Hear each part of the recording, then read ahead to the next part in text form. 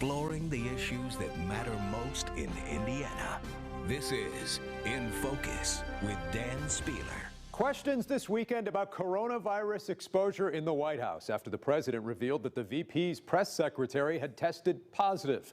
Much more later this morning. We'll also talk about the state's response to the coronavirus coming up. But we start with the other story making headlines here in Indianapolis and around the country. The police action shooting that was all captured on Facebook Live. We'll never see him again. I certainly understand the family's emotions, revolving around this. But we're going to handle this the way we do all of our investigations. Whether people choose to believe it or not, it is going to be a fair and transparent investigation. A series of officer-involved incidents this week. Mayor Hogsett issued this statement saying our city experienced a series of tragedies that raise understandable questions and again revealed the scars of mistrust left behind by a national legacy of discrimination against communities of color. He promised a full investigation. The Marion County prosecutor and Indiana Black Legislative Caucus asking for an external investigation. Congressman Andre Carson said there's a lot we're still learning about the police shooting, but here's what we know for sure. He said simply being black in America should not be a death sentence, but for countless people, it is. I spoke this week with State Senator Greg Taylor, who represents the district where this happened. Had the opportunity to speak to one of the family members of the victim of the shooting. And right now, I think it's a time, it's a very bad time anytime something like this happens. But what we have to understand as a community is that a lot of people are frustrated right now just simply by the fact that we're in this COVID-19 situation.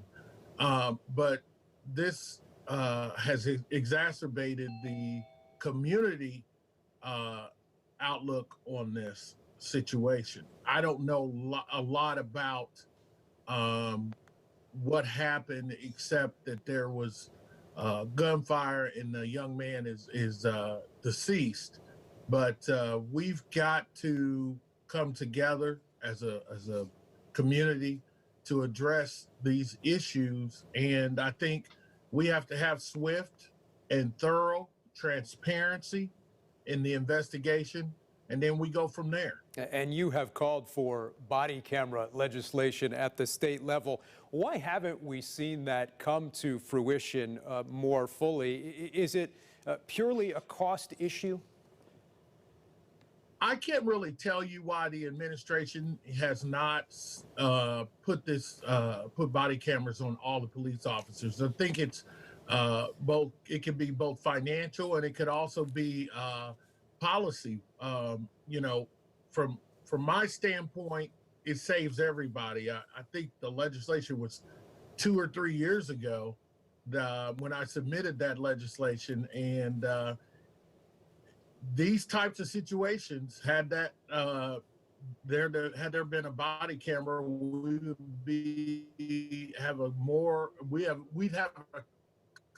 clear resolution to this situation. What more do you want to see at the state level in this regard? And are you concerned with state and city budgets likely getting strapped here over the next couple of years that any hope for expanding body camera programs might be lost in some of those budget concerns now?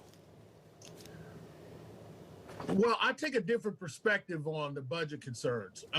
Nobody wants to talk about the fact that if you had a camera on every police officer in an incident where they're either called into pursuit or anything like that, the benefit to that is you would probably have less lawsuits.